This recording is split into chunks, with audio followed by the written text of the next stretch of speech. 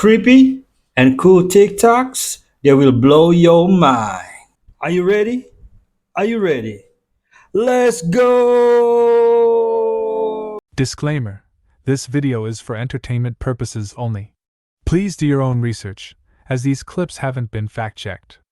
He didn't think about the risk that he could die, and he did risk his life to save somebody else's. A 21-year-old man who had just been baptized died minutes later trying to save a teenage girl from drowning in that same lake.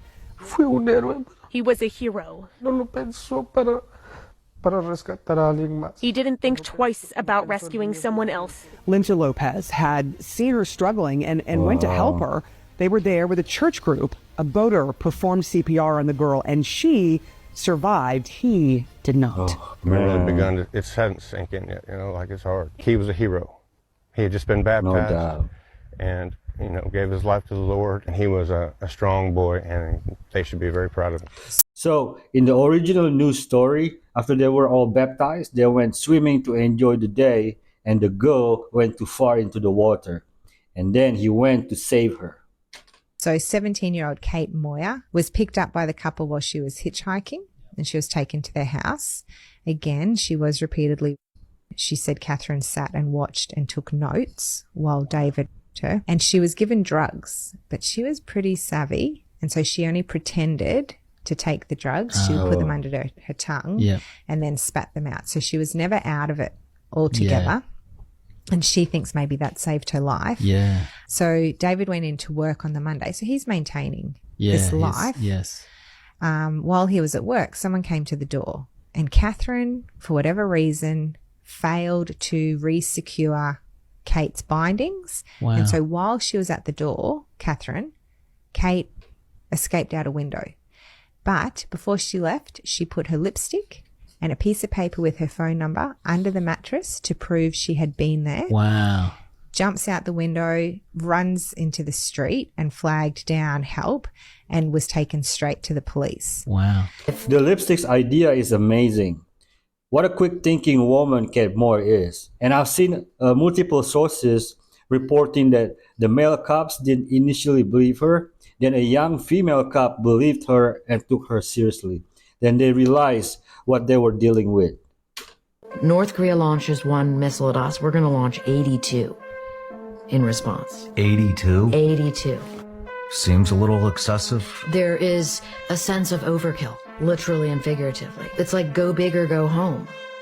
We launch on warning. We do not wait until we are hit.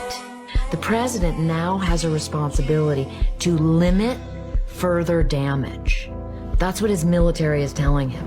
Because all the military STRATCOM is thinking at that point is, you're going to let another nuke come in? And so the 82 is how to limit the damage. 82 nuclear weapons could possibly take out, 82? Not just like turn the entire country into a furnace, but obliterate their nuclear command and control, their ability to launch more nuclear weapons. That's why that is set up that way. In spite of what's going on, USA military is still the biggest and most powerful military ever to exist. That's just the facts. America, we have a major issue. This listeria thing is way worse than anyone thought. Where do I start? So basically Friday, the FDA sent out a massive warning to everyone about this listeria outbreak. And they found it at Walmart and Aldi and Kroger. So now all 3 stores are recalling vegetables and herbs, including guacamole and salsa. This is bad, guys. You've got salad mixes. You've got different herbs. You guys, this is all over the place. I know a lot's going on in the world right now, but be careful what you're buying. Basically, Kroger came out and said that if you had bought any of those products, the salsa, the guacamole, any of the produce, throw it away. Don't throw it away. How about return it and get your money back? And try to get a gift card for inconvenience also. Can you do that in the States?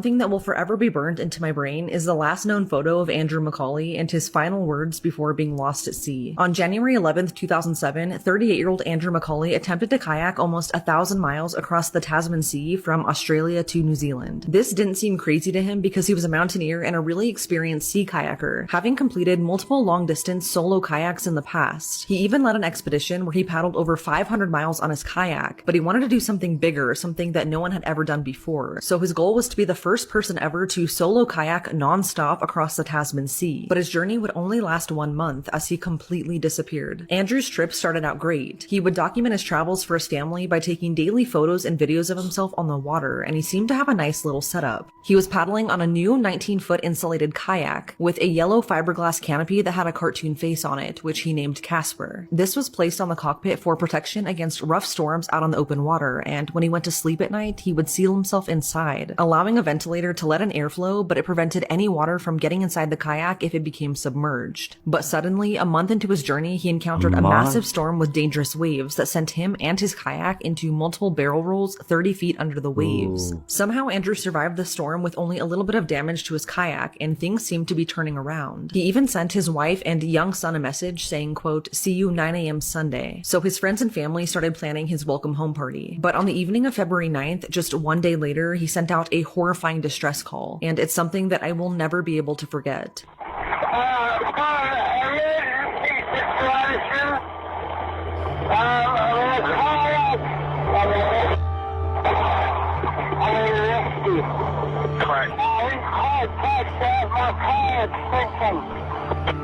Your kayak is sinking.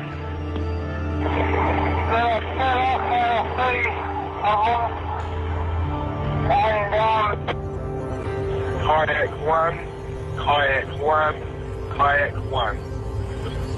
Andrew disappeared after this, and by the next night, a massive search was conducted in the part of the ocean where he was most likely to be. But the only thing ever found was his upturned kayak. It was only 35 miles short of his intended destination, which is heartbreaking. What's strange, though, is that his kayak was in near perfect condition, only having suffered minor cosmetic damage from the storm the night before. Andrew's paddle, phone, GPS tracker, and his emergency radio were all still inside the kayak. Search and Rescue also found one memory stick from his camera that happened to still be intact, and on it were the last known images of Andrew.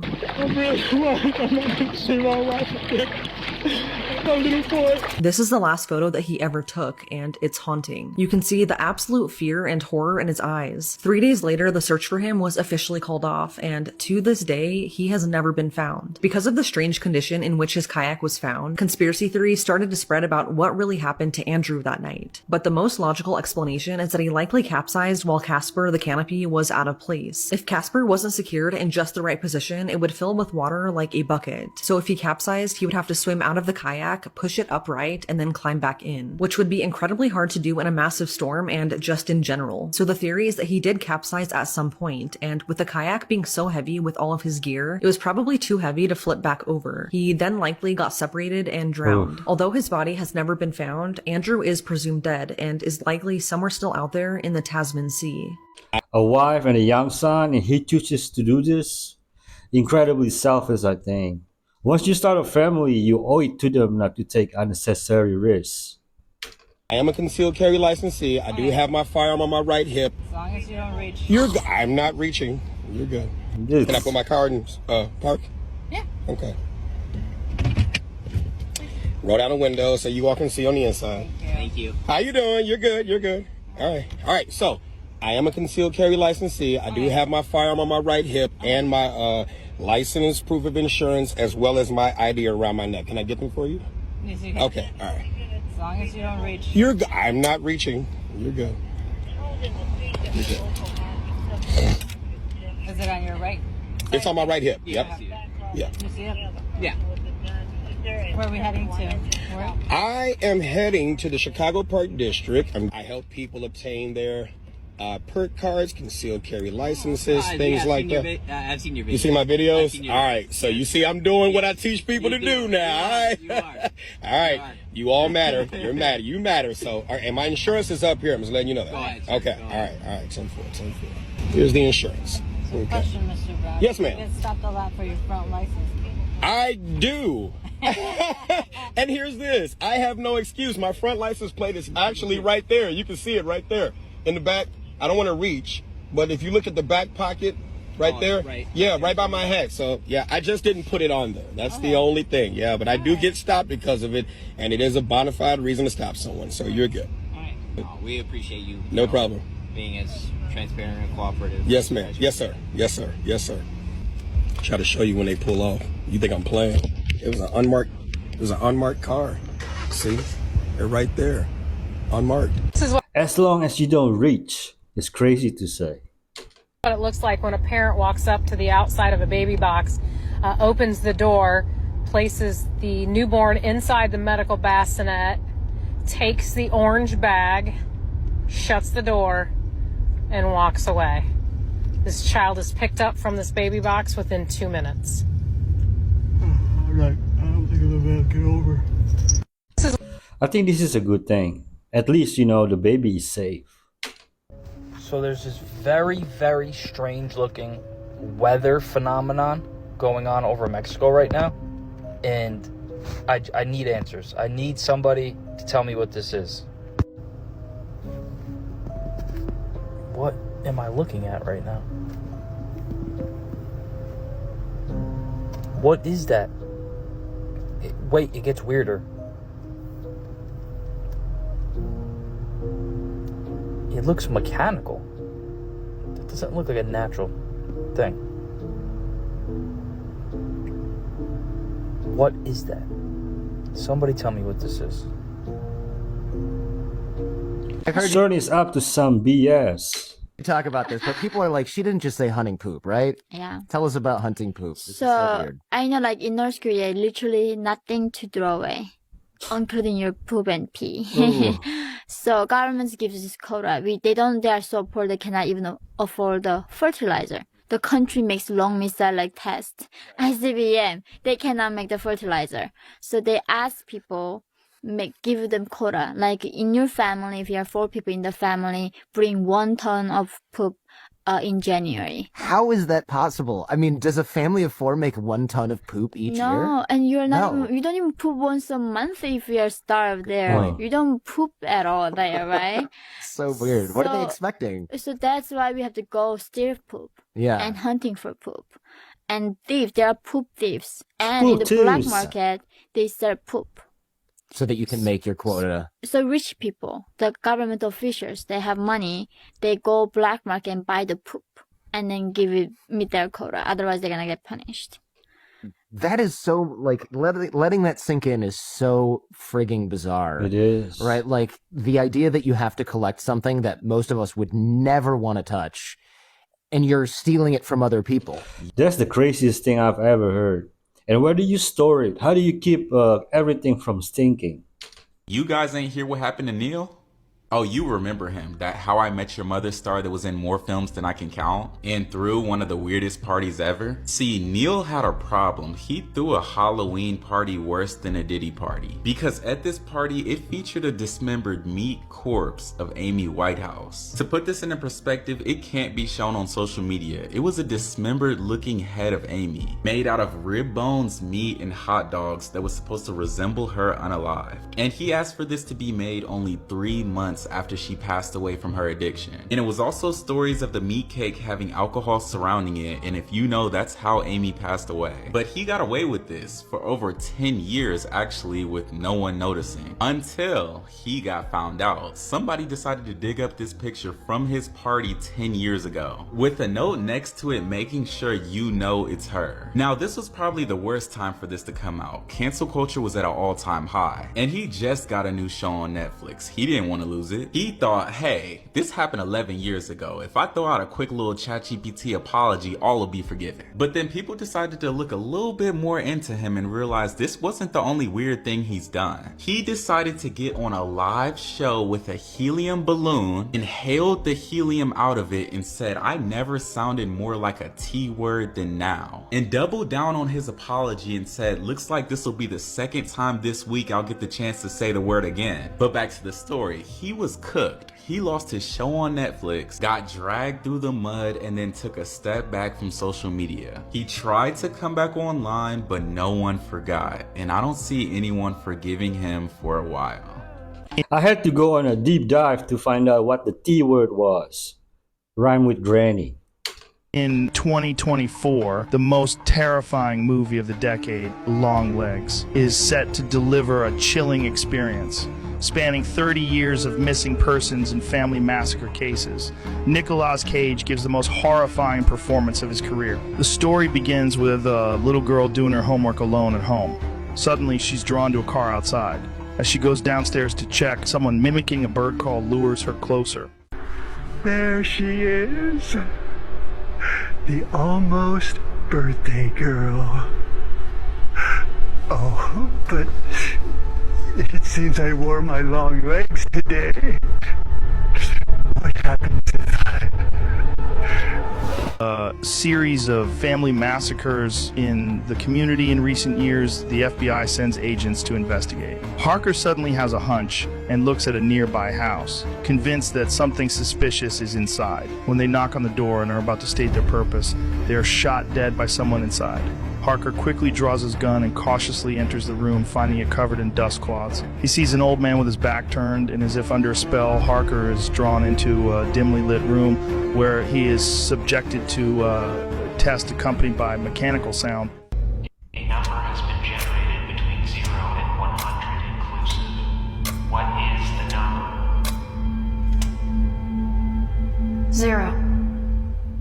This maniac, seeing the little girl alone in the store, approaches her with a creepy smile and asks for her birthday. Daddy! That gross guy is back again! It isn't until the girl calls for her father to chase him away that he reluctantly leaves the scene.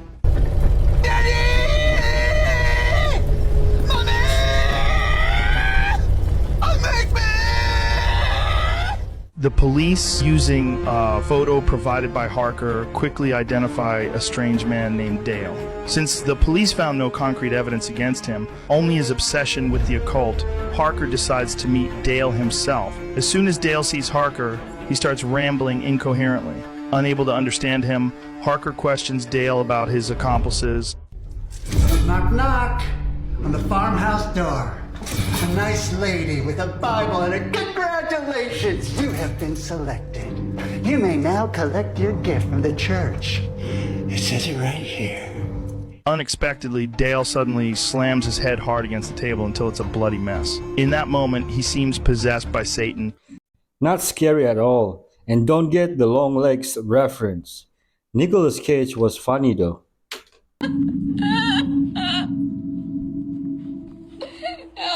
I'm finally ready to tell the story of the most nightmare place I've ever stayed in my entire life. This was the most horrific, disgusting, moldy, filthy place I've ever been. I was on a road trip with my mom. It was super last minute, and we did not make any sleeping reservations for the entire trip. We were just doing it like night by night. But there was one night where everywhere was so booked up. Even the Motel 6 was $350. So we ended up using this app called Hip Camp. It's kind of like Airbnb, but it's for camping. People can rent out like space on their farm or on their property, and you can set up camp, but sometimes they have like cabins or glamping. So we find this Hip Camp. It was kind of nearby. It had 100% good reviews. There were only like 10 reviews though. It was basically on an old horse camp, like a summer sleepaway camp. So I guess the camp wasn't going on anymore, but they were renting out the bunks, like the cabins for people to stay in. I've gone to summer camp many years. My mom's worked at a summer camp. We thought it would be fun. So we book it. Now after booking it, my mom was kind of messaging back and forth with the host. The host said like, oh, well, there's a lot of different mattresses. You'll have to test which one you like. My mom said, are there clean sheets on it? And she said, I'll put one on. The only instructions we got were that it was like behind the house next to like a red dumpster. We get there at like 10 o'clock. It was pitch black. We could not see anything and we couldn't figure out like where we were supposed to go. It was a big house and then a driveway and it just went into the woods, like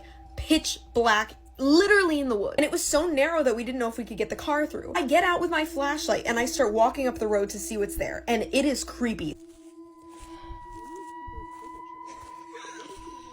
I keep walking and then I see 2 bunks. Look at that fucking red glow. Look at the red glow. Ooh. That's a real. I swear, supposed to sleep. Oh, this is so fucking creepy. Absolutely not. Do you see the cabin? Absolutely fuck. So you can take us up to the room? Oh god. Oh yeah, we heard a guy screaming, like, in the woods, too. Oh no. No. Ew, it smells like piss. Look at the dust. You know what? What is that? Ew! What? Ew. The fact that hairs. this is real. Emily. It's so disgusting and scary. You're gonna be Look at the dirt.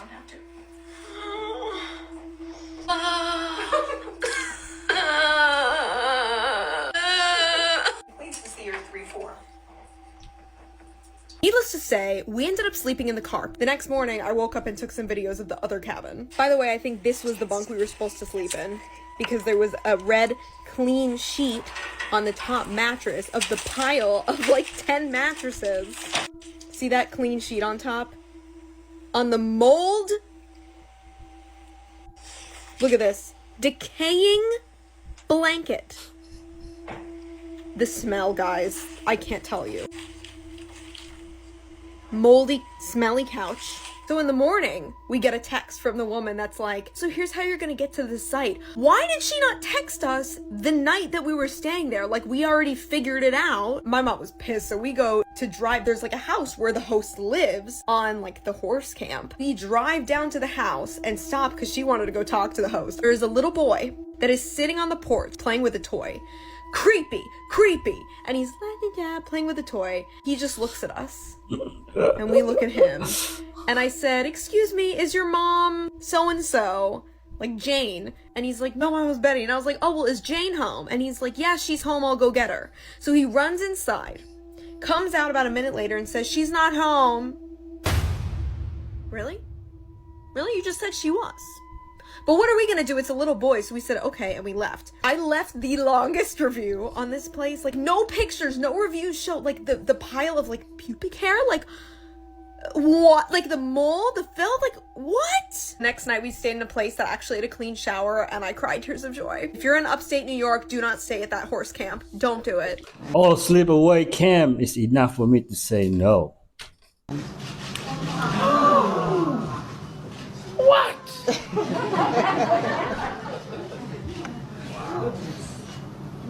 And this material is not in, these stones will be coming closer to these in terms of the color. I see. All right.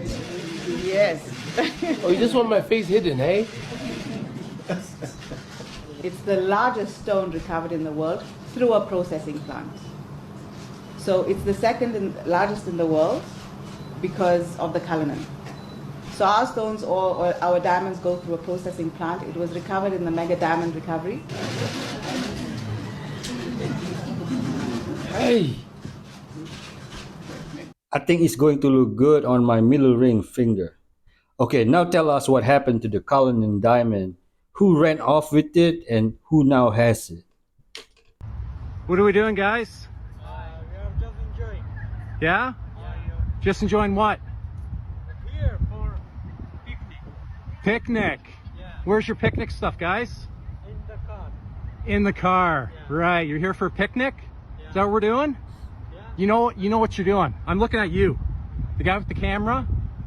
Yeah, you right there. Yeah, can I see the videos? Yeah. Show me the videos. Okay. No, I'm serious. Are you deleting them right now? Yeah, Is that what you're doing, guys? This is private. Why? What do you think we would work? You know exactly what you're doing. You're creeping all the girls here. I watched you guys. I watched this guy. I watched him watching my daughters with his camera. Okay, sorry. No. You don't come to a beach and videotape the girls. You know exactly. You can delete them all you want, but I got you guys on film now. Okay? Sorry, this is. No. What are you gonna try and show me? What's all this? No, you just deleted the videos. I watched. No, this is not my phone. I cannot open anywhere without his face. Yeah, no, I watched him watching my girls. I mentioned it to my group. No. Don't even try and deny it. I watched it. And I watched two other girls. No, I watched him film two other girls. What a right over there. pervert. As soon as they put their clothes back, as soon as they put their clothes back on, he stopped filming. Then I watched another girl, and he watched her walked all the way across here. His camera followed her the whole time. This is the phone, you can check everywhere. No. I applaud for your bravery, man. Many men wouldn't stand up and confront them. Be safe, brother, and God bless you. What? Something unfortunate happened when this man was sleeping at home. CCTV footage captured a dad sleeping soundly on the sofa when he suddenly heard someone shouting for him. What? Immediately, he jumped out of bed and rushed to find his wife and kids, fearing something bad might be happening to them. What? What just happened? Mysteriously, he couldn't find anyone inside or outside the house, and it wasn't until later that he realized this.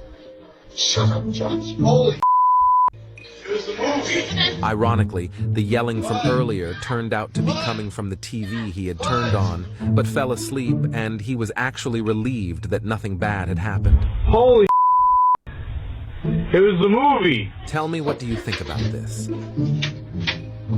Imagine he's like, wait a minute, I ain't got no kids. I'm stop right here. Getting ready real quick. Mom. Why are we leaving a baby in the car? I went to go find his dad. Why are we leaving an infant in the car? Infant. This is stuff I put people in prison for. Why are we leaving an infant in the I car? was literally out. I'm not interested. I want to know why you left your child in the Because I car. had to go find his dad. My phone was. So it's okay to leave that baby? No, I didn't say go over there. Unlock the car for us. Unlock the car. Stop. Unlock the car. We need to make sure this kid is okay. It's okay. I'm a nurse. Is that kid okay? Okay. You got your ID on you? Do we know how long she was here? Yeah, she pulled in at 8 a.m. this morning. No, I didn't leave him in there the whole time. Well, let's go over here to this white car right here and let's talk. Guys, can I just see him for a second? I had him. He's right here and he's okay. Hold on. Can I explain something to you? What? I had him at 25 weeks. Okay. I grabbed Marley's hand and Marley. Wow, I don't understand why a human being will leave their baby alone in a car even for a minute. And she's a nurse. Is gambling addiction really that bad? Marley's like, what are you doing? And I was like, Marley, we're not safe right now. Like, we need to go. And I just started running.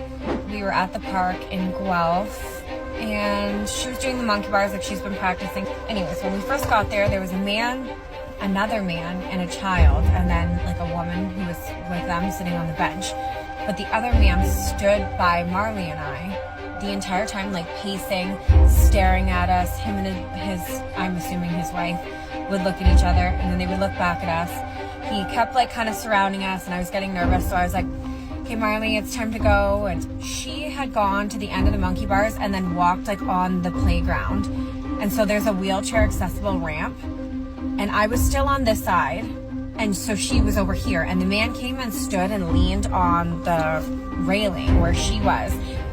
So anyways, I like grabbed her hand and was like, okay, time to go. And we started walking and she's like, why are you going so fast and stuff? And the woman who had been sitting there the entire time then got up and started walking with like behind us. And so as we're walking down there, she's walking behind us and I start walking faster and she starts walking faster to the point where I grab Marley's hand and Marley's like, what are you doing? And I was like, Marley, we're not safe right now. Like, we need to go. And I just started running and she started running. And so I got almost to my car. Wow. And I don't even know, it was all a blur. I got Marley in there so quickly and just locked my doors.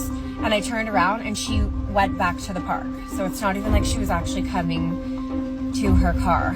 And I knew in that moment, just as a mom, as a person, as a woman, I wasn't wrong and you're not being crazy. Good job, mama. Always trust your God. Did you call the police?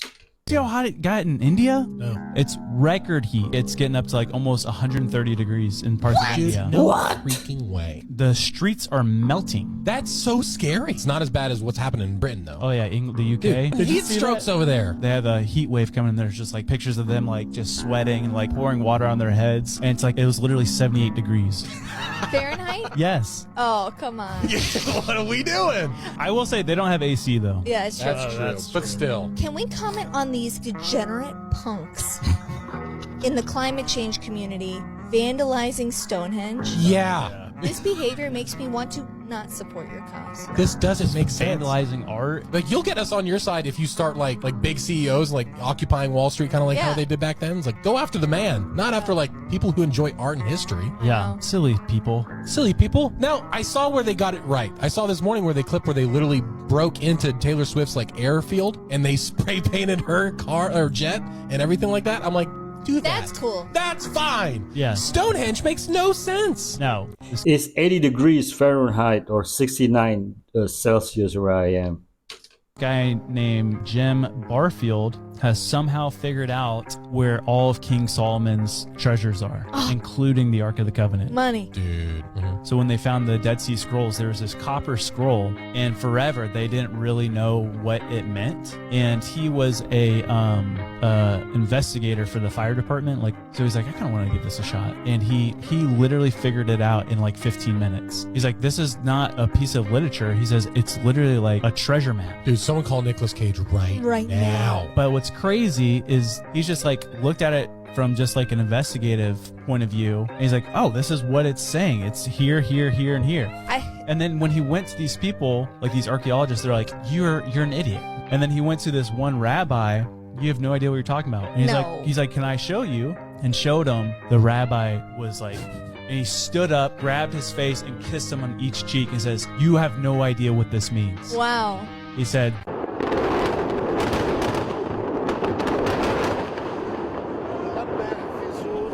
Israel and Hezbollah have traded strikes across the Israeli-Lebanese border.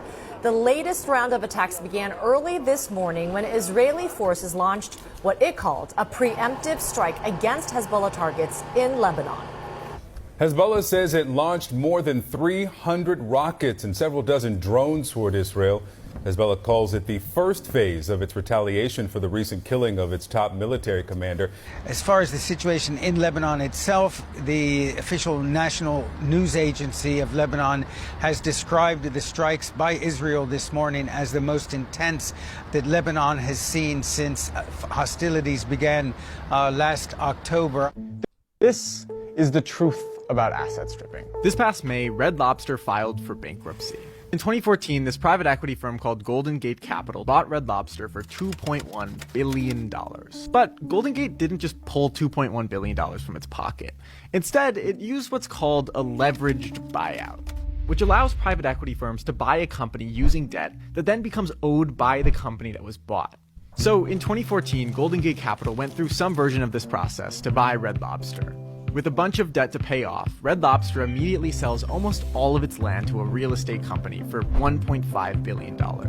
That helps with the debt, but Red Lobster isn't Bluetooth, it needs a physical connection. So through this sale leaseback, Red Lobster leases its land back from the company it just sold it to, essentially as tenants in an apartment they used to own. And that deal meant that Red Lobster now had to pay rent in a deal that would increase 2% each year. So Red Lobster goes on with life, now paying rent. Basically nothing happened to its sales over the next few years, and slowly ownership transfers. In 2016, Golden Gate sold 25% of Red Lobster to a fish company called Thai Union for $575 million. Then in 2020, Thai Union bought 24% more, becoming the biggest shareholder. Golden Gate then sold the remainder of the company to a group of investors, including Thai Union, for an undisclosed sum. In 2023, Red Lobster posts a $76 million loss, and then Red Lobster files for bankruptcy. So Red Lobster sold Red Lobster, it resulting in them owing money to Red Lobsters. So Red Lobsters had to sell Red Lobster's land to pay Red Lobster and then pay rent on Red Lobster's land. Russia was so paranoid that the United States was going to launch a preemptive nuclear attack against it during the Cold War that it created a dead hand system. What is that? They created a system whereby ground sensors would be able to determine nuclear bombs hitting the Russian soil. And if they weren't hearing from the nuclear command and control, so the idea being that the nuclear command and control had been taken out in this preemptive nuclear strike, the dead hand system would launch all of Russia's remaining nuclear weapons, which were like 30,000 at the time, would launch all of them without even needing a hand to push the button, hence the name the dead hand. It set up a system to launch no matter what, even if we're all dead. Like, don't you dare launch at us, or even our own dead hand will get you. USA have 800 military bases all over the world. Who is paranoid? She spent her money on TikTok. $1.2 million. That's how much money Stacey Blackman pled guilty to stealing from a former employer while giving most of that money to influencers on the social media app TikTok. A trusted individual. She was deceptive upon deceptive upon deceptive. Blackman worked as an office manager for a high-end home building company in Southlake. In 2019, she began using a bank account of a senior partner who unexpectedly passed away, according to the Tarrant County District Attorney's Office. Did he have any family members who were wondering where this money might have been, or did they just not know there was any money? So the money was stuck in probate. Stacey Blackman actually befriended the heir of this senior partner and was helping her figure out where all he had accounts and all of this. And so she was literally walking through this with the person she was victimizing. Blackman used a company credit card to send nearly $900,000 through PayPal to TikTok. And she was using that bank account that had his life savings in it to pay that credit card. So why TikTok? Well, prosecutors say Blackman was using the money to tip social media influencers on live streams in hopes of building her own following. Blackman also purchased a suite for Dallas Mavericks games, lavish trips, and more. She didn't buy any assets. She didn't put the money anywhere and had nothing to offer to pay back that was comparable to the amount that she stole. She went ahead and stole another $400,000 from the business as well. Blackman's employer ultimately caught on to the theft, which led the company down a rabbit hole, realizing theft had been going on for several years. Blackman was indicted in 2022. She is extremely intelligent. She only ever graduated from high school, but that is no measure of how intelligent you are or how good you are at figuring out how to hide money. And she is very good at that. What crazier is that it takes $848,000 to be a level 50 gifter. Wow, can you believe it's snowing up here at the Minarets Vista? A rare August snow dusted parts of California for the first time in at least 20 years this past weekend. It happened in the highest elevations of California's Sierra Nevada and Cascade Mountains, including Lassen Volcanic National Park and the Shasta Trinity National Forest, as a potent storm pushed through the state Friday and Saturday. It was a bit of a tease for snow lovers, especially at ski resorts like Mammoth Mountain, with most of the light snow melting away about as quickly as it fell. But it was still a rare sight for this time of year. Snow is more common here from late September onward. The snowy scenes were only possible because a fall-like storm also brought record low temperatures more like November to the region. Global cooling? Don't go anywhere because we still have fire clips after fire clips back to back. Let's talk about one of the most craziest documented mermaid cases in history. When I tell y'all this whole thing is wild because it's actually documented. Now this took place in the Kai Islands during 1943 during World War II. And basically these Japanese soldiers were stationed with a surveillance team in this small remote island in Indonesia, which is known as the Kai Islands. And they reported seeing some strange stuff, y'all. And every time they seen these creatures, it was near the water. And these are Japanese soldiers we're talking about, y'all. And they were saying that they were seeing these mer-like beings around 150 centimeters tall and having like a pinkish skin, as well as like prominent spines on their heads. But they said, unlike the classical mermaids, they didn't have fishtails. And it was also stated that they had like rows of like these sharp catty-like teeth. And the soldiers said that the faces was not cute at all, not like the mermaids we're used to. They had like human-like, ape-like features and spines along the neck and a lipless mouth with tiny little sharp teeth and shoulder-length hair. Basically, like the Japanese soldiers was like asking the locals and the indigenous people of the Kai Islands, like, what is this? Like, what is going on? Is this normal? And they were very familiar with these creatures. And excuse me if I pronounced it wrong, but they called them Irangi Khan or something like that, which basically means man-fish or mermaid. Orang So ikan. these Japanese soldiers think they were tripping, but this whole time the people already knew about it and they live amongst them. Like, they're just used to it at this point. And they've been spotting them all over the beaches and the lagoons for years. And it was one night, one of the soldiers was on the beach at night and he thought it was a child, but he was like, that's weird for a child to be, out here by himself on the beach. Until the creature turned around and he could see in the moonlight the facial features. And when the creature basically noticed that the soldier was watching the whole time, he turned around and looked at him and just dived right in the water and did not resurface ever. So these soldiers were just so scared and like basically being harassed by these creatures to the point where they told their sergeant. So the sergeant went and spoke with basically like the chief or the leader of the Kai Islands at the time. And he told him that, this is normal. But if we catch one, over the years, one will wash up or we'll, make a mistake and catch one in its nets. But it was like, if we catch one, we will, let you know and you can come see it. And they did. So they basically called the sergeant and he went to see this creature and he was in shambles. I'm talking about flabbergasted. Like, he was in complete shock, like, at what he was seeing. Like, this is a whole mermaid creature in front of me. And these people are used to this. Like, they just casually caught this on a good old random Friday. So whenever the sergeant went back to, where their designated area back in Japan or wherever they were, he was basically telling the people, the government and just like the people in the military, everything that was going on, scientists, he was like saying basically, y'all need to go research what's going on over there. This is not normal. But people really laughed at him and pushed it to the side because it didn't help that he didn't have any actual evidence or any pictures of it. So they really was not stun him. And it actually kind of made his reputation because, he's a respected sergeant in the military. The Japanese military at that, and you up here coming up me telling me about these mermaid stories. But this whole case was wild. This is actually a real documented case. You can search it up and everything. Like, these people were real life seeing mermaids. And the people that lived there, the indigenous people that lived there, was just used to it. They don't bother us, we don't bother them. Simple. But let me know what y'all think about this crazy mermaid story because this is actually very true and very wild. And don't forget to stay tuned for more of my mermaid tales from across the globe. I went down a rabbit hole about this and found an old YouTube video of one of the old soldiers, and he described what he saw. From my memory, he described the creatures from the shape of water. The head of India's space agency was asked in an interview earlier this week, why do UFO sightings only occur over the Americas? He gave an interesting two-part answer. Let's take a listen to what his response was. Scientific helps you discover the unknown. Scientistic makes you reject the unknown.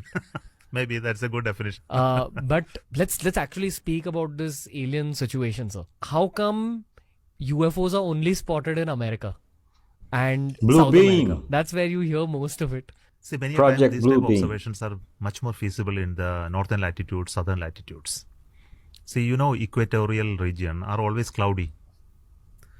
If you look at Africa, India, or the South Asian, all those nations are in the equator.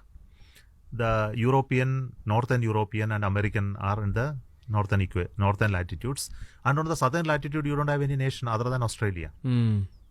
Gotcha. So, if any events of this nature, especially the events in the sky where there is, for example, auroras, you are able to see in the northern side. The solar related effects are mostly seen in the northern side. Even the cyclones and other activities are more on the other sides, not on the equator. Equator has a different climatic conditions, and mostly it is covered. The sky is mostly dark, not blue. If you go to US, you will see the sky to be more bluer than in India. It's not due to pollution alone. It's due to various, the content of water vapor in there and many things. So this is scientific. Right. Now, there is non-scientific reason. Americans have a nature to detect so many things all around and make a story out of it. And many of the UFO stories are mostly fabricated stories, not the real stories. Many of them are. Yeah. But some of them might be true. Maybe true. Because I can't comment on it because I have not seen it yet. The full wide-ranging interview with Dr. S. Samanth, who's the chairman of ISRO, the Indian Space Research Organization, is fascinating and well worth the watch. You can watch it at The Ron Veer Show on YouTube.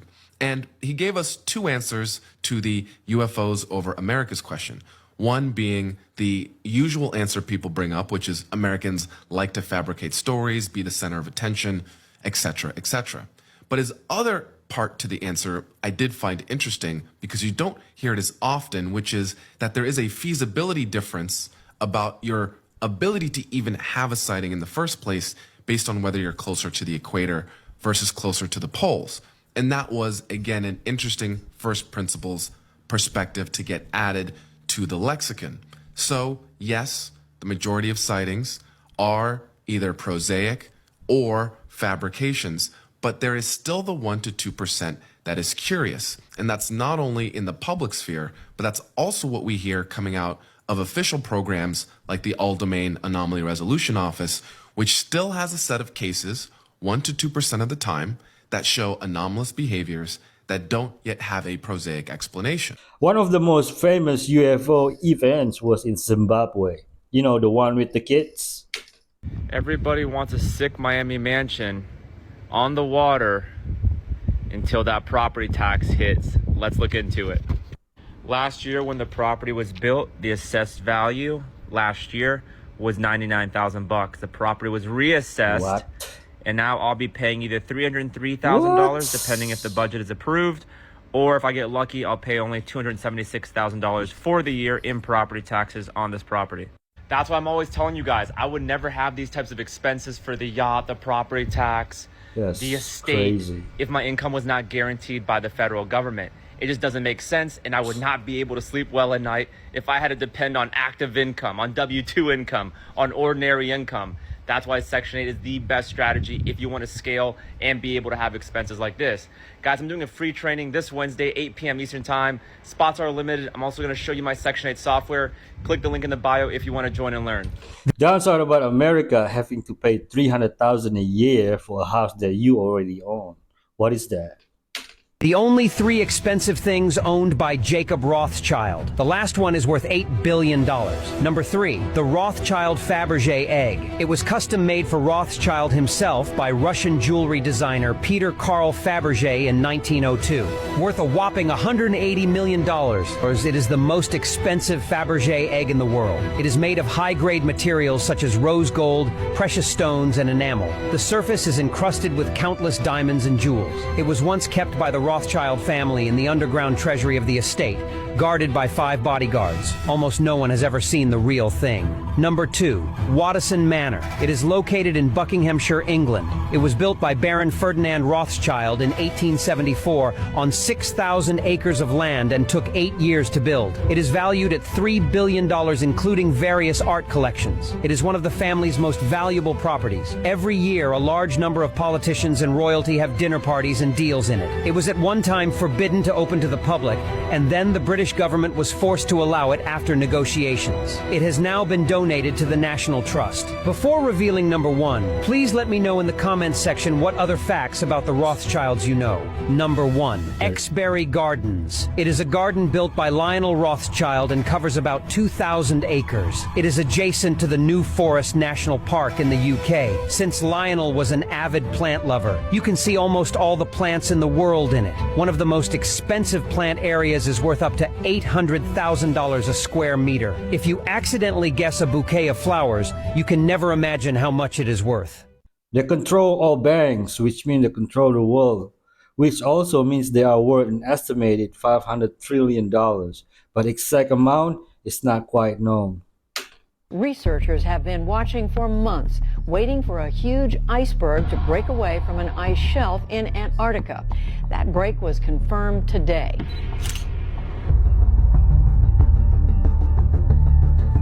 The whole crew saw a whole bunch of silver darting objects, and they are round. And he says they're doing the strangest thing. Encased in ice, Antarctica holds secrets that could transform our understanding of history and challenge everything we believe to be true. A former naval officer and a journalist have shared shocking stories about discovering an entrance to a secret alien base containing UFOs in Antarctica. How did this naval flight engineer Brian discover this secret alien base? How is the global power concealing this from the whole world? Join us on this intriguing journey as we explore the alarming truths behind the US's startling assertion that aliens are hidden in Antarctica. after a military transport plane carrying 38 people disappeared overnight No. while headed from Chile to Antarctica. A potential cover-up in Antarctica. In January 2015, investigative reporter Linda Moulton Howe came across an intriguing story about Antarctica when she received an email from Brian, a retired U.S. naval flight engineer.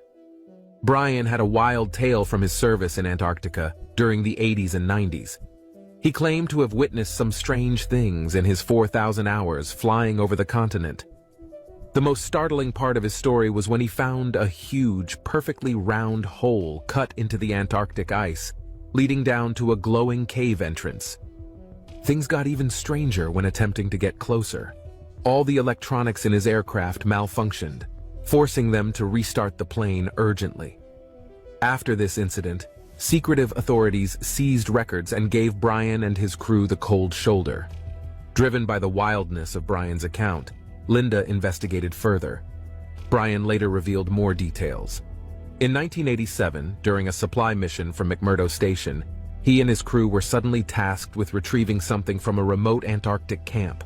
Upon arrival, they discovered the camp abandoned and in disarray, with no people around. This eerie find started a series of disappearances at Antarctic bases. Before each disappearance, odd radio signals in unknown languages were detected, seemingly coming from beneath the ice. Brian's co-pilot spotted a big, shiny craft silently cruising past their cockpit as the crew got jittery. It was like something out of a sci-fi movie, a white, smooth-surfaced, lozenge-shaped vessel over 100 feet in diameter.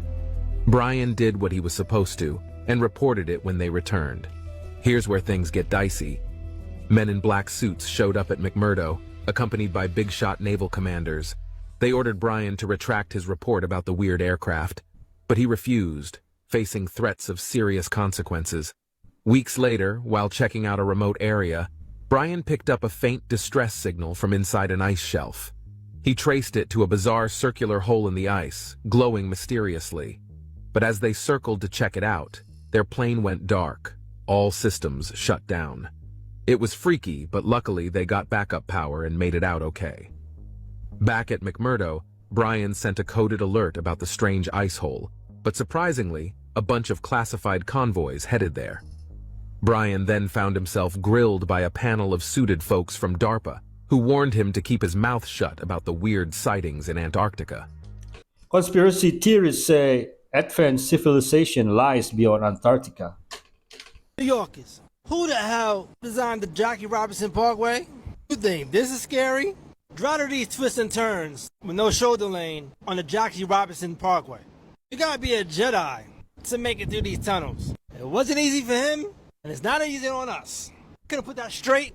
How about the Dykeman entrance? Everyone will be flying on the FDR and you gotta jump in like some jump rope. Shh. Queensbridge entrance backs the whole FDR up. Here's a little tip. The First Ave 49th entrance, the best low-key entrance for the Queensbridge. You're on one lane on the left side and nobody see you. Why is the Astoria exit got a bunch of sticks in it? You dodging cars, people, and sticks. Randall's Island Tow? Nope. 2nd Avenue Free Bridge? Yep. I hate these skinny platforms on the 14th Street Union Square station. This train flies through this corner while you stand on the skinniest platform ever. I need all this fixed now. Last weekend, I was talking to an alfalfa farmer at my home in Idaho. He wanted to see my organic geothermal greenhouse. And I told him my concerns about crop spraying and Roundup Ready GMO alfalfa, but that I understood why farmers go with it to be competitive. And then he said something that surprised me. He said he's going away from the GMO alfalfa back to conventional because China, who's the biggest hay importer, won't buy Roundup Ready alfalfa. And his Japanese buyers don't want it either. Mexico's also pushing back. They want to ban glyphosate by 2024. And the U.S. government, concerned about what that might do to crop exports, is making all kinds of stink about that, urged on by Monsanto, the makers of Roundup, and big agriculture. To me, it sounds like international bullying and stinks of corruption. Thailand tried to ban glyphosate in 2019 and mysteriously reversed course 4 days before it was to take effect after intervention by the U.S. Trade Representative. In the meantime, Monsanto's settling over 100,000 cancer lawsuits for about $11 billion. Just seems strange to me that the U.S. government was best buddies with the World Health Organization during the and both the WHO and the International Agency for Research on Cancer have declared glyphosate as probably carcinogenic to humans. Politics and medicine. Not a good mix. Yup, politics and honesty, not a good mix. You'll go to prison for the rest of your life. That means you'll die there. That's what I'm tempted to do. This is Donta Wright, who at 17 years old has shot and killed a Pioneer High School student in Ann Arbor, Michigan. Wright and two others jumped and attacked the 18-year-old student in an attempt to rob him. While fighting back, he was shot in the head, and his body was left on a path until a maintenance worker found him. The boys were caught soon after and arrested. I've lost my only child, my son, my baby, my friend. More than that, I've lost laughter and love. I no longer have the hope of having grandchildren. I've lost the enjoyment of holidays and birthdays and of everyday life. There will never be an answer good enough to satisfy why you shot my son. Wright can be seen smirking and seemingly showing no remorse. Your actions have led you to a prison cell, but have also created an empty cell that I live in every day. While you can still hope to be released one day, I'll never escape my hell. You are still alive, but Jordan has no future. And now it's Wright's turn to address the court for his actions. I just want to tell y'all, I'll be home soon, or I'll be Keon. I love my family. And now the judge threatens to throw out the plea deal. Watching you sit there and smile, laugh, and shake your head like this was no big deal, I'm very tempted to just say, I'm not going to accept this sentence agreement. We'll go to trial. And if you're convicted of felony murder, you'll go to prison for the rest of your life. That means you'll die there. That's what I'm tempted to do. After an hour-long recess, the judge and prosecution finally decided to accept the plea deal. He is currently facing a 25 to 52-year prison sentence. There is not a thing the defense could say or do to convince me he didn't deserve life after seeing him laughing and smirking like he got away with it. Stories in the financial services industry ever. Jim Simons is a guy that worked for the NSA for 3 years. He's a brilliant mathematician. He goes and dabbles in AI in 1982, creates a company called Renaissance Technology. They developed the software to trade stocks in ways that's never been done before. In 1988, he starts a fund called the Medallion Fund. First year without AI, they lose 4%. Next year, they do 55%. Over the lifetime of the fund from 1988 till today, if you put $1 in S&P 500 in 1988, it's $42 today. If you put $1 in Berkshire Hathaway with Warren Buffett in 1988, it's $154 today. But if you would have put $1 in the Medallion Fund in 1988, you know how much it's at today?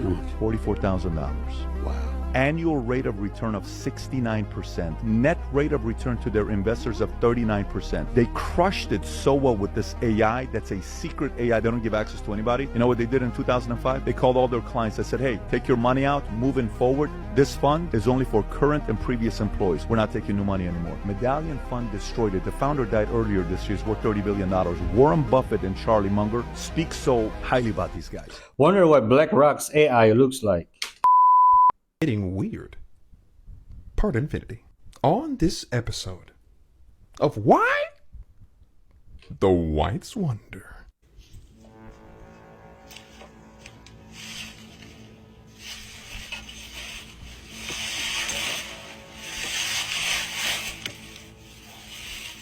Yo, aren't you afraid of snakes?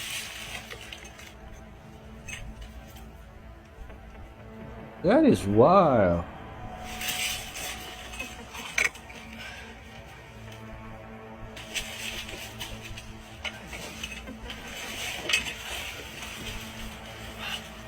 This guy.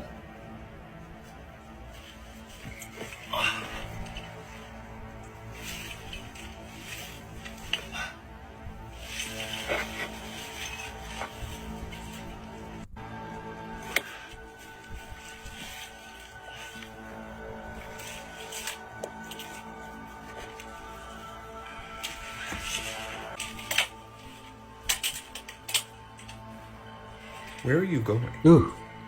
Why the Whites Wonder? That's the question. We've been asking ourselves this question for years. And again, it's not all white people. It's just the ones that wonder. At this level, I don't think I'll ever find the answer. Because in my mind, like in my little nigga mind, I wondered to myself, what would make someone look at that. Look at the hole underneath the tree, underneath the earth, and say, I want to go in there. I want to know why it goes from art space under a tree to man-made tunnel. Alexis Ohanian, the founder of Reddit, a story that changed his entire life. Essentially what happened is the founder of Reddit and his partner went into Yahoo. Yahoo was going to acquire them. They were going to buy their company, and these guys were really, really excited. By the end of the meeting, the excitement turned to horror and embarrassment when Yahoo's founder at the time told them that your little company, Reddit, is the size of a rounding error to Yahoo and means basically nothing to us. So they left dejected, sad, we've all been there. And then Alexis goes back to his headquarters and says, you know what, this. And he puts up in huge words on their company wall, just a rounding error. And every time somebody told him he was little, not good enough, they weren't going to make it, he pointed up and he goes, yep, we're just a rounding error. And now, wouldn't you know, Yahoo kind of gone and Reddit giant. And that's how I use failure to Win or learn. His name is Blake Resnick. He's 23 years old, and he's attained a personal net worth of $100 million by creating a police drone startup that's backed by Sam Altman. He was accepted into university at age 14. He actually had an internship at Tesla when he was a teenager and got to meet Elon Musk before taking his next internship at DJI. He builds a drone, cold calls the Las Vegas SWAT, and is like, listen, I got the goods. His company now, Brink, develops a drone that can break through windows, has two-way microphones so that police can communicate with a potential assailant virtually. But mainly what it's used for is the minute a 911 call goes out, the drone will go survey what the F is going on and help, the police focus on the events that need their attention the most. Company's now valued at $300 million. Blake actually owns more than 50% of the business, which is crazy. They have 500 active contracts with police departments. Drone-based law enforcement is going to be great. It's the future, just like in the movie. I wouldn't be surprised if that's where he got it from. Famous celebrity Ludacris is currently going viral after he decided to post a video of himself drinking glacier water while in Alaska.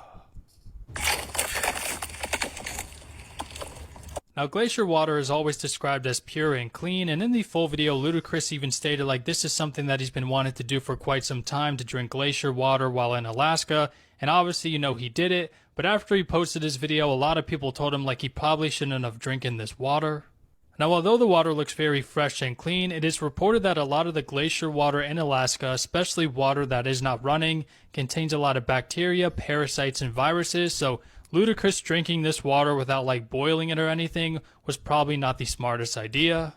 Now, in the moment, Ludacris was perfectly fine. He was acting normal after he drank the glacier water. He even stated that the water is some of the best water he has ever drank in his entire life, but a lot of people are now telling him he likely should go to the doctor just to be better safe than sorry and make sure he didn't get anything from drinking this water. So this is definitely a very interesting situation, and I'm curious to know your thoughts about all this. I wonder if it tastes good.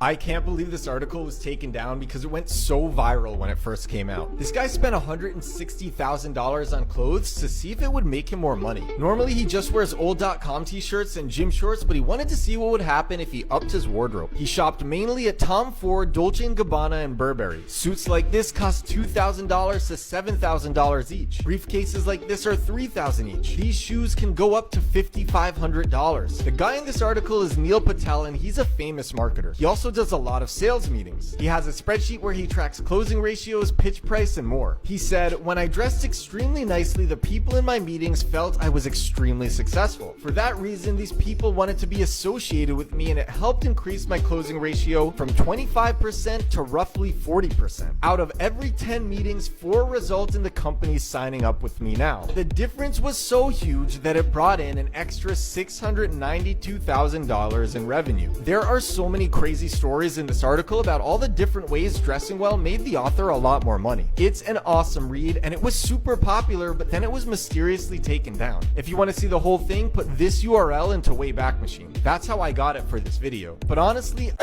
Sales tactic 101. Look expensive, sell expensive. Sir, you've been watching me that whole time. I seen you take it. I seen you come. Sir, just tell me. Not me. If I'm right, it's gonna be around $1,000. If I'm right, and like I told you, I just went to Wendy's. I seen you still. No, sir. If you don't mind, I just want to sit down so y'all don't try to say this thing. I don't want to do nothing. All I know for a fact is I know what I know and I've seen it. I just wanted you guys to trust me, you know what I'm saying? That's why I was just acting a little irate, but I'm perfectly fine, you know what I'm saying? I'm sorry, I wasn't. No, sir. I wasn't trying to expose That you. is not me, bud. Brother, I just seen you steal my money. It was no reason for me to pop my rubber band, brother. It was no reason for me to pop my rubber band off my money. I didn't pop your rubber band off your money. I heard it. Me and you just spoke about it. You heard him agree to it when I first got it. I said, I heard you did rubber band. You said, oh, I had to do something. It's okay. It's okay. I know. I just witnessed here today. Mr. Chapman went in my money. He separated my money. He was trying to steal it, and I caught him. He put it in between his legs, and as his colleagues approached me, he worked it towards the door. He tried to make it seem like I was lying.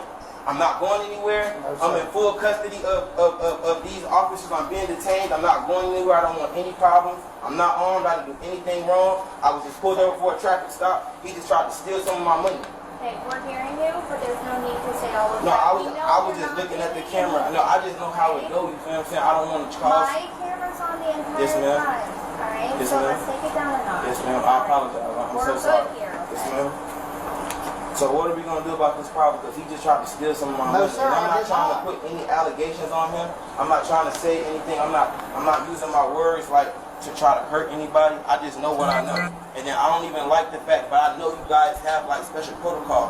I don't even like the fact that he just tried to steal and nobody like stood up for me. You feel what I'm saying? Like nobody was like, okay. Nobody saw anything But I that you were seen saying, everything. but nobody saw anything that you said. I you appreciate saw, it, Mr. okay? Moore. You his sergeant.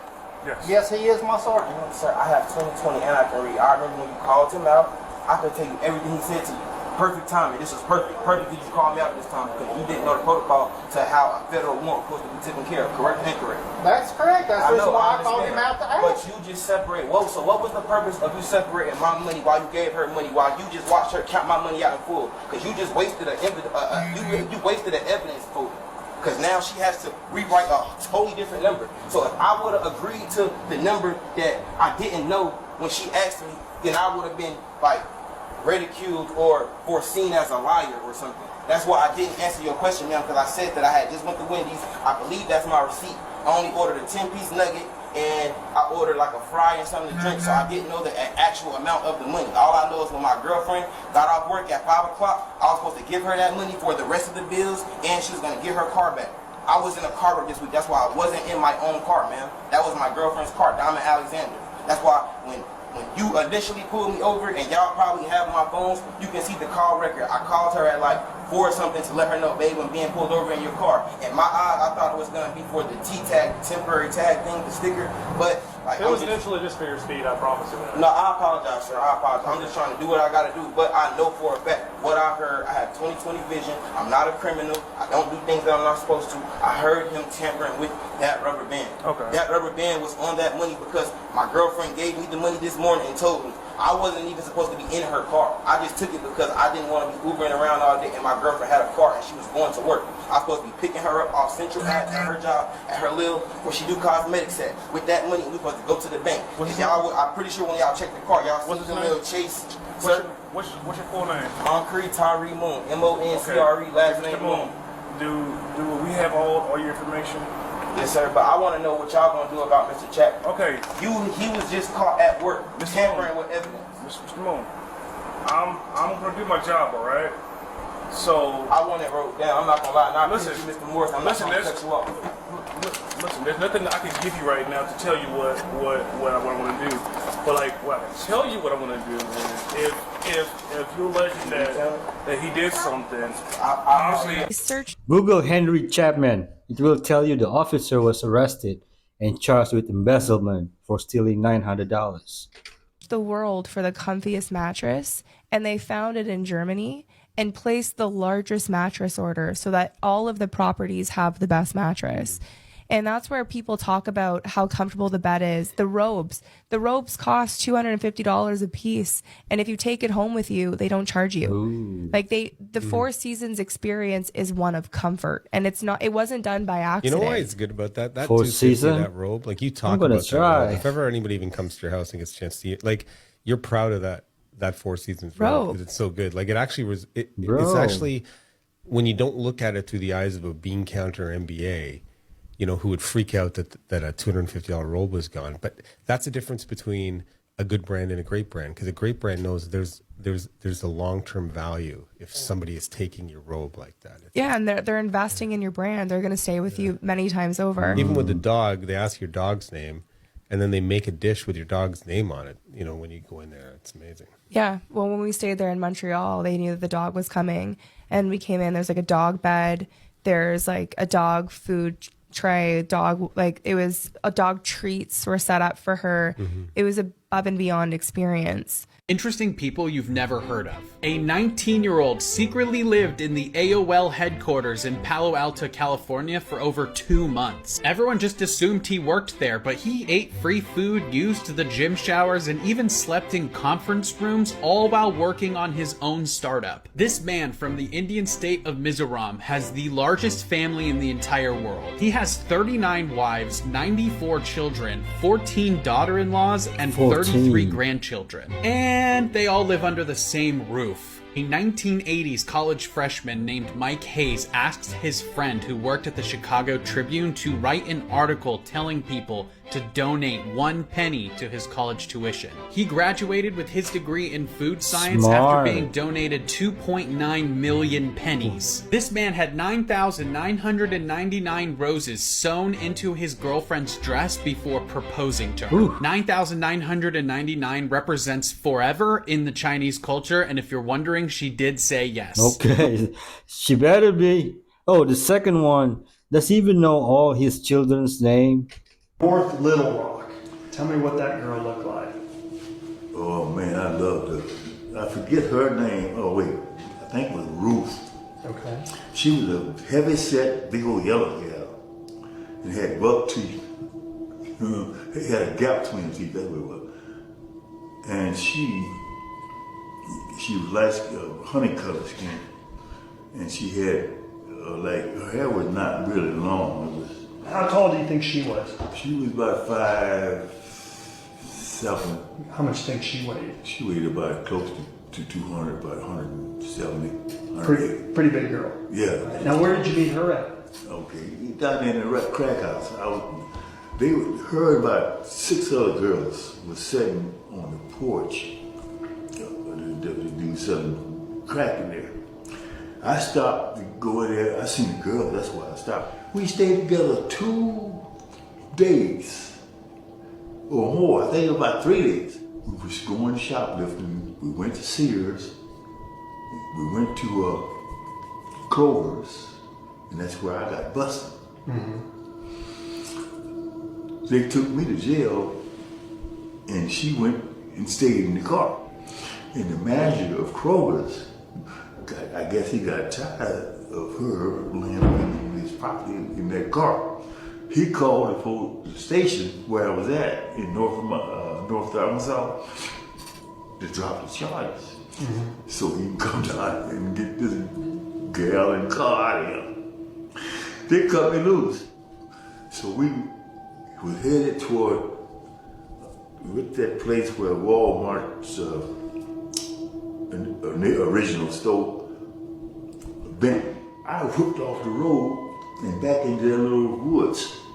It was a cornfield back there. I pulled through it, and on the other side of the cornfield was a trash pile. I parked the car facing out where I could see anybody coming in.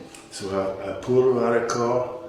She's too big for me to carry her. So I just pulled her out of the car and laid on that trash that was lit there. So was it like a cornstalk pile, or was it? Yeah, a bunch of corn stalks. What could you see from there?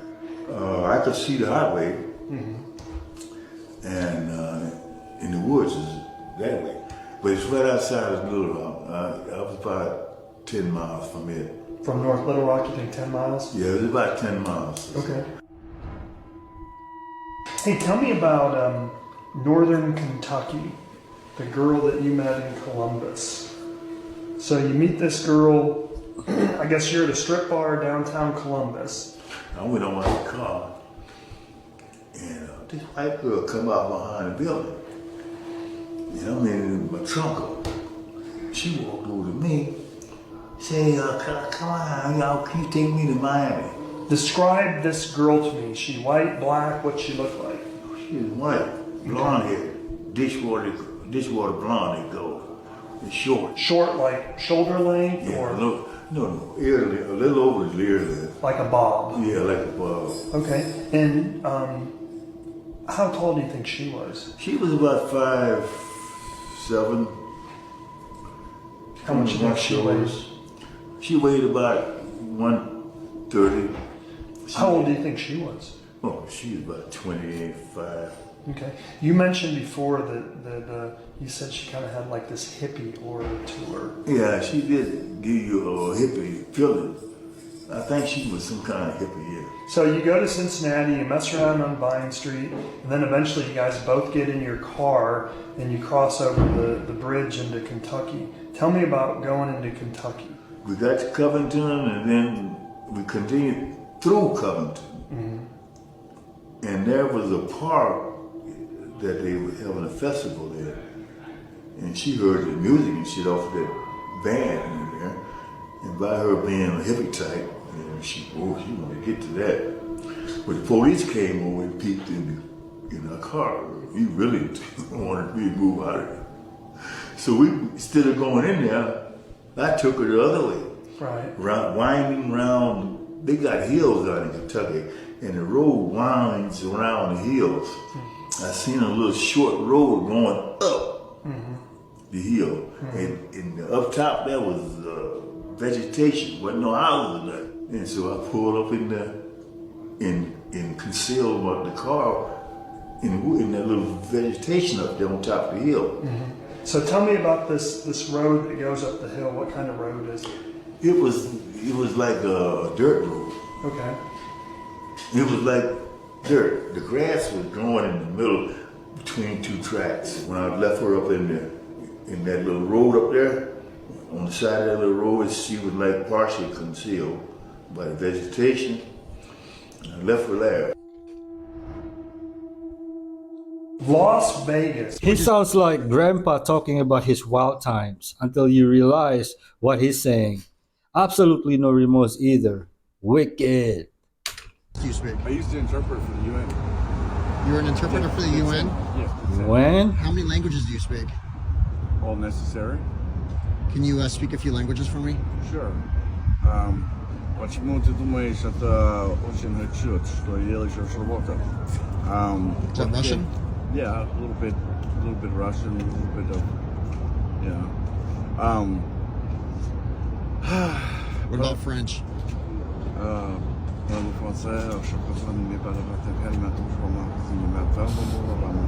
What about Spanish? Sí, eso por mi mano Do you speak Arabic? Not very often, but yeah, I do. Yeah. What other languages? Get out of here, I bro. can speak Mandarin. I can speak Cantonese. Can you do Speak Mandarin, let me hear.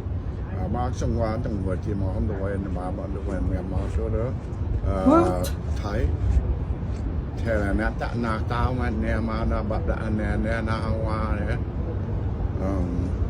Yeah. Where'd you learn all these languages? Jesus Christ. What about Why you gotta school? do that? You know, he says a couple words and then mumbles for the rest of it. I'm pretty sure. People have been drying various plants and fruits using sunlight for centuries. L'Atelier Solaire has taken this traditional method to a more professional level by creating a tool that makes the process more convenient and faster. Additionally, they even bake cakes using the plants they dry. Ooh. It's called a solar oven. It has also been around for decades, maybe even centuries.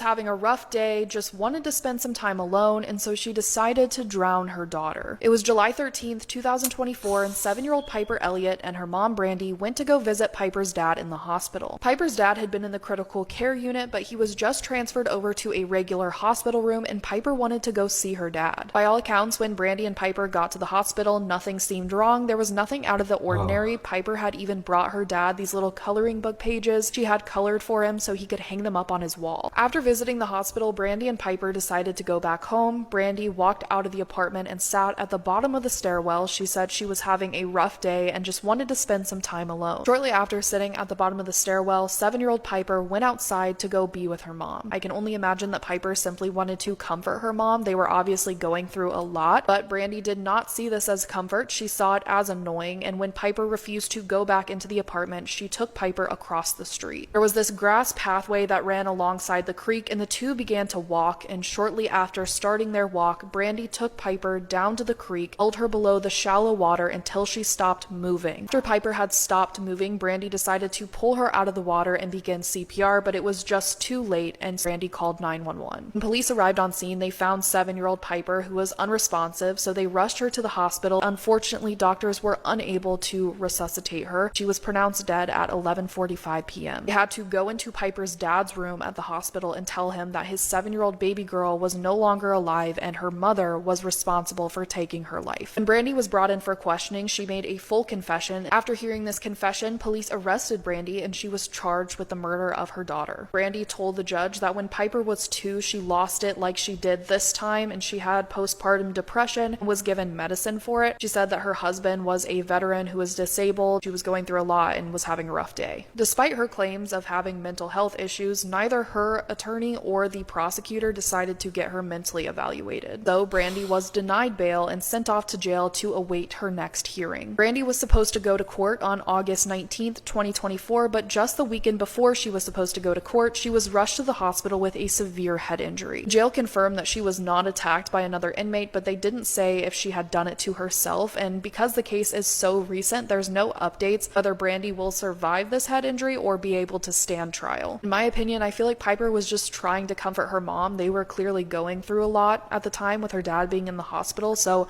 I could see where Piper probably saw her mom struggling and just wanted to be there for her. According to her dad, Piper was a beautiful 7-year-old little girl. He said that she once won the Best Hug Award and she was always willing to give someone a hug. Let me know what you guys think about this case. I know someone did recommend I cover this case, and thank you for the recommendation. If you have another case you'd like me to cover, put that in the comments as well. As always, thank you guys so much for your support. I look forward to seeing you guys again next time. There is no excuse for this choice.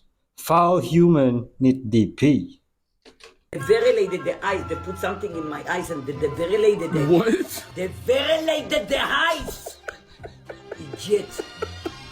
Verilated. You know what verilated means? What is very late it means. All right, folks. Thank you for staying till the end. Be kind to each other. If you haven't subscribed, please do.